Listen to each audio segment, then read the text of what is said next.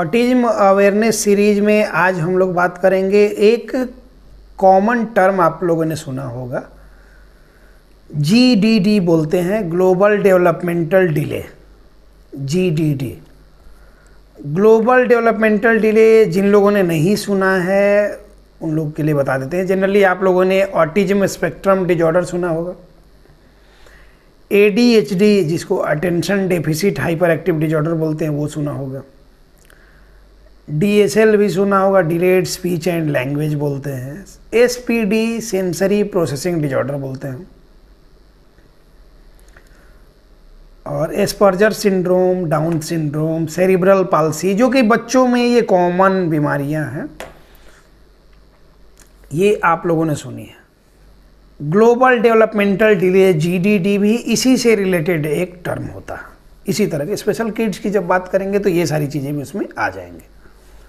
तो global developmental delay का सबसे पहले मतलब समझ लेते हैं।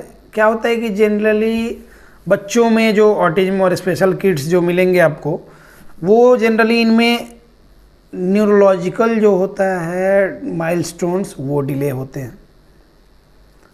सेरेब्रल पाल्सी के केसेस में जनरली क्या होता है कि फिजिकली बच्चे में प्रॉब्लम आती है, न्यूरोलॉजिकली भी होता है, दोनों चीज़ें मिला के ज़्यादातर फिजिकली बच्चे डैमेज होते हैं। बहुत सारे बच्चे सेरेब्रल पाल्सी के समझदार होते हैं, लेकिन क्या है कि मसल टोन उनका हाइपोटोनिक मसल होगा, या फिर सीजरिंग गेट वगैरह होगा, या फिर प्रॉपर वो खड़ा नहीं हो पाएंगे, चल नहीं पाएंगे, ये सारी चीज़ें होती हैं। इस पर ब्रीफ में ये करते हैं, इसमें ज़्यादा डिटेल में नहीं जाते। सेरेब्रल पाल्सी पे मैंने डिटेल में बहुत सारे वीडियो बनाए हैं, जिनको देखना है वो चैनल में जाएंगे, प्रीवियस वीडियोज़ में मिल जाएगा वो। तो वो एक टर्म हो गया। अब क्या है कि जनरली ऑटिज्म या फिर जो भी सोशल कम्युनिकेशन की प्रॉब्लम, ADHD, इन सब केसेस में क्या होता है ना कि बॉडी जो फिजिकल माइलस्टोन्स होते हैं, फिजिकल ग्रोथ जो होती है वो बिल्कुल नॉर्मल होती है, उसमें कहीं कोई प्रॉब्लम नहीं होती। 4 साल का बच्चा है तो उसका वजन जितना होना चाहिए 15-16 kg के आसपास होना चाहिए, उतना होता है। उसके शरीर, उसका अपीयरेंस दिखना चाहिए कि हेल्दी बॉडी है, तो वो होता है, उसमें कहीं कोई प्रॉब्लम नहीं आती है। न्यूरोलॉजिकल माइलस्टोन्स डिले होते हैं, इसलिए डिलेड माइलस्टोन्स, और वहाँ पे ये में ब्रैकेट में हम लिखते हैं ना कि न्यूरोलॉजिकल माइलस्टोन। जिनमें फिजिकल माइलस्टोन्स डिले हैं उनमें लिखा जाता है कि फिजिकल माइलस्टोन डिले। तो ये सारी चीज़ें, अब ये अलग अलग टर्म हो गए। जिन बच्चों में दोनों ही डिले है, मतलब कि न्यूरोलॉजिकल माइलस्टोन डिले है, समझदारी में कमी है, एज के हिसाब से वो काफ़ी पीछे है, और फिजिकल माइलस्टोन्स भी डिलेड हैं, मतलब कि क्या है कि शरीर की ग्रोथ भी एज के हिसाब से सही से नहीं हो पाएगी। तो इसको हम लोग बोलते हैं commonly GDD, global developmental delay. मतलब कि ये पूरी तरह से डेवलपमेंटल डिले है, फिजिकल भी और न्यूरोलॉजिकल भी। अब उम्मीद करते हैं कि इससे आपको समझ में आ गई हो बात। अब इस पे बात करते हैं कि आखिर ये होता कैसे है, होता क्यों है, क्या क्या इसमें साइन सिम्टम्स होते हैं, क्या क्या इसका मैनेजमेंट होता है। सबसे पहले बात करते हैं कि होता कैसे है। ग्लोबल डेवलपमेंटल डिले आपको किन किन केसेस में मिल जाएगा, ऑटिज्म के केस में भी मिलेगा, लेकिन वो जब सीवियर केस होगा तो। ADHD के केस में ना के बराबर ही, मैंने अपने ये में नहीं देखा है, प्रैक्टिकल एक्सपीरियंस से नहीं देखा है मैंने। ऑटिज्म के केस में मैंने देखा है जिनमें कि क्या है कि सीवियर टाइप ऑटिज्म है, तो उसको तो बाहरी दुनिया से ज़्यादा मतलब होता नहीं, वो अपने आप में सेल्फ सेंटर्ड रहता है बच्चा, और उसमें फिजिकल माइलस्टोन्स भी डिले देखने को मिलते हैं, क्योंकि उसको किसी चीज़ से मतलब ना खाने पीने से ज़्यादा उसको कुछ भी चाहिए, तो इसकी वजह से प्रॉब्लम होती है। एक टर्म आप लोगों ने सुना होगा, डाउन सिंड्रोम बोलते हैं। डाउन सिंड्रोम जो होता है ना, तो वो जीन डिफेक्ट की वजह से होता है, जनरली ट्राइसोमी 21 होता है, मतलब उसमें जनरल बॉडी में हमारे 23 पेयर क्रोमोजोम्स होते हैं, तो 46 क्रोमोजोम्स होते हैं। 23 मदर से, 23 जो होता है फादर से, वो आके 23 पेयर्स बनाए, तो वो हमारा ये होता है। अब उसमें क्या होता है कि ट्राइसोमी 21 इसको बोलते हैं, 21st क्रोमोजोम जो है उस पर 3 ये हो जाते हैं, तो वो ट्राइसोमी होता है, इसकी वजह से वो डाउन सिंड्रोम, मंगोलियन फेस वगैरह हो जाता है। इस कंडीशन में भी क्या होता है कि फिजिकल माइलस्टोन डिले होगा, न्यूरोलॉजिकल माइलस्टोन डिले होगा, ज़्यादातर केसेस में ये होता है, तो उसको ग्लोबल डेवलपमेंटल डिले बोल सकते हैं। अभी 2-3 दिन पहले मेरे पास एक बच्चा आया था यूपी से, तो उसमें फिजिकल माइलस्टोन्स ठीक ठाक हैं, बस ये है कि पैर का थोड़ा सा ये है उसका, वो हाइपर एक्सटेंशन और नॉक नी टाइप ये होते हैं, जेनु रिकर्वेचम बोलते हैं उसका, हाइपर एक्सटेंशन ऑफ नी। तो वो उस बच्चे में मिला देखने को, तो ये फिजिकली एक तरह से प्रॉब्लम है। तो वो उसके बाद क्या होता है कि जिन बच्चे, मान लिया कि बच्चा सब कुछ नॉर्मल है, कोई प्रॉब्लम उसको नहीं है, सब कुछ बचपन से सारा कुछ माइलस्टोन उसका नॉर्मल आते जा रहा है, और सडन लाइफ में क्या हुआ, कभी किसी चीज़ से वो डरा, पटाखे वगैरह से, या फिर कुछ कहीं से गिर पड़ गया, सिर में चोट वोट लग गया, कुछ भी प्रॉब्लम हो गई, तो उसकी वजह से क्या होता है कि बाद में बच्चे को सीजर आने शुरू होते हैं। सीजर जो फिट बोलते हैं हम लोग, एपिलेप्सी, मिर्गी भी बोलते हैं, इतने सारे चीज़ में आप लोग समझ गए होंगे। तो जिनको फ्रीक्वेंट सीजर आना शुरू होता है, मतलब उसका अटैक आना शुरू होता है, तो फ्रीक्वेंट सीजर जब कुछ महीनों कुछ सालों तक तो कंटिन्यूसली जब आने लगता है बच्चों में, तो क्या होता है ना कि धीरे धीरे न्यूरोलॉजिकल माइलस्टोन तो डिले होते ही होते हैं, फिजिकल माइलस्टोन्स पे भी असर पड़ता है। तो उन बच्चों में भी ग्लोबल डेवलपमेंटल डिले होता है। इस तरह का मतलब पोस्ट नेटल कॉज में कि सिर पे चोट लगा, किसी भी तरह गिरने पड़ने का ये हुआ, उस कंडीशन में भी फ्रीक्वेंट सीजर जनरली ये होता है, तो उस कंडीशन में ग्लोबल डेवलपमेंटल डिले होगा।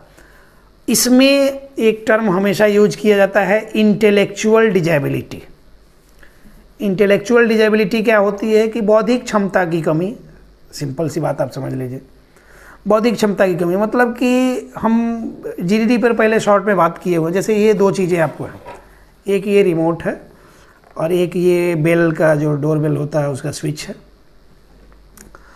अब बच्चे को मान लिया कि आपने किसी दिन ये सिखाया कि ये जो एसी का रिमोट है इसको लेके आओ, बच्चा नहीं समझ रहा है, यहाँ आएगा कंफ्यूज है कि इतना सारा सामान रखा हुआ है, यहाँ पे ये भी है, तो ये सारी चीज़ें रखी हुई हैं, अब उसको लेना कौन सा है उसको समझ नहीं आ रहा। तो हम क्या करेंगे कि आएंगे, समझाएंगे, देखो ये है रिमोट है, एसी का रिमोट है, इसको लेके आओ। तो बच्चा लेके आ गया, आपने बोला कि एसी ऑन करो ऑफ करो, उसने कर दिया। अब क्या है कि फिर अगले दिन ये दोनों चीज़ें रखी रहेंगी, 3-4 चीज़ें और रखी रहेंगी, आप बोले कि जाकर स्विच लेके आओ, ये जो कॉल बेल का स्विच है ये लेके आओ। बच्चा क्या करेगा, उसको समझ ही नहीं आएगा, वो फिर यही उठाएगा। आप बोल रहे हैं कि ये होता है ये, लेकिन उसको नहीं, मतलब उसको दिमाग में एक बार सेट हो गया कि ये चीज़ लेनी है तो बस यही लेगा, बार बार, मतलब वो ज़्यादा चीज़ें सीख नहीं पाते बच्चे, जितनी चीज़ें उनके दिमाग में स्टोर है उतनी ही से काम चलाना चाहते हैं। ये सारी प्रॉब्लम्स उनमें होती हैं। आप बोलेंगे कुछ, जवाब वो देगा कुछ, समझ रहा है, अपने मतलब की चीज़ें ले लेगा, लेकिन बाकी बोलेंगे कुछ, जवाब देगा कुछ। हो सकता है कि वो बोल भी रहा हो, मतलब अपनी भाषा में वो सारी चीज़ें समझा दे, मतलब इतना टूटा फूटा बोल ले कि आपको समझ में आ जाए, लेकिन वो इंटेलेक्चुअल डिजेबिलिटी, वही बौद्धिक क्षमता की कमी। आपने पूछा कुछ, जवाब कुछ और मिलेगा, कोई चीज़ आपको इंस्ट्रक्शन फॉलो नहीं करेगा, अपने हिसाब से मनमानी करेगा, ये सारी चीज़ें उसमें आती हैं। कुछ बच्चों में पहले ही क्या होता है, एज कम एज में ही बाल पकने शुरू हो जाते हैं। उनका फेशियल अपीयरेंस, जिन बच्चों में जीडीडी का कंडीशन मिलेगा, फेशियल अपीयरेंस उनका गड़बड़ होगा, मतलब कि फेशियल अपीयरेंस से ही पता चलेगा कि ये नॉर्मल नहीं है, कुछ तो प्रॉब्लम है। तो ये होता है ग्लोबल डेवलपमेंटल डिले में। अब मैनेजमेंट पे बात करते हैं कि इसका मैनेजमेंट हम कैसे करेंगे। तो मैनेजमेंट के लिए देखिए, इसमें भी सिम्प्टोमेटिक मैनेजमेंट ही होता है। सिम्टम्स जैसे होंगे, लक्षण जैसे होंगे, लक्षणानुसार उसका इलाज चलेगा। अब उसमें कहीं कहीं दवा भी दी जाती है नर्व सप्लीमेंट के तौर पे। उसके बाद आपके बच्चे में देखा जाएगा कुछ सेंसरी इश्यूज हैं, बिहेवियरल इश्यूज हैं, तो उसके लिए आपको सेंसरी इंटीग्रेशन थेरेपी वगैरह, स्पीच की प्रॉब्लम है तो स्पीच थेरेपी वगैरह कराया जाता है। पढ़ाई लिखाई में प्रॉब्लम है, हालांकि इन बच्चों में पढ़ाई लिखाई की प्रॉब्लम रहती है, वो स्लो लर्नर भी हो सकते हैं। तो जितना मेहनत पेरेंट्स करेंगे, जितने अवेयर पेरेंट्स होंगे, बच्चे में उतनी इम्प्रूवमेंट की चांस है। पूरी तरह से इम्प्रूवमेंट का चांस इसमें नहीं रहता है। तो इसीलिए है कि जितना आप मेहनत करेंगे उतना हद तक आप बच्चे को ठीक कर पाएंगे। ये चीज़ें हम हमेशा ऑनेस्टली बात करते हैं, तो इसलिए ऑनेस्टली समझा देते हैं, किसी को झूठा दिलासा नहीं देना चाहिए, सही बात बता देनी चाहिए। तो सही बात ये है कि पूरी तरह से उम्मीद नहीं कर सकते हैं इसमें ठीक होने के, लेकिन काफ़ी हद तक इसको ठीक किया जा सकता है।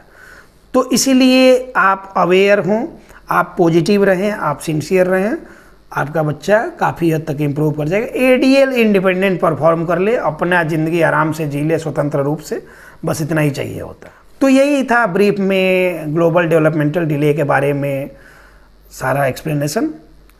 उम्मीद करते हैं कि आप लोग को ये वीडियो पसंद आया होगा, आपको सारी बातें समझ में आ गई होंगी। अगर इससे रिलेटेड कोई सवाल हो तो आप हमारे कमेंट बॉक्स में हमसे सवाल भेज सकते हैं, हम उस पर भी आपको एक्सप्लेन करके वीडियो बना देंगे। इसी के साथ इस टॉपिक को क्लोज करते हैं, मिलते हैं किसी नेक्स्ट टॉपिक में। धन्यवाद।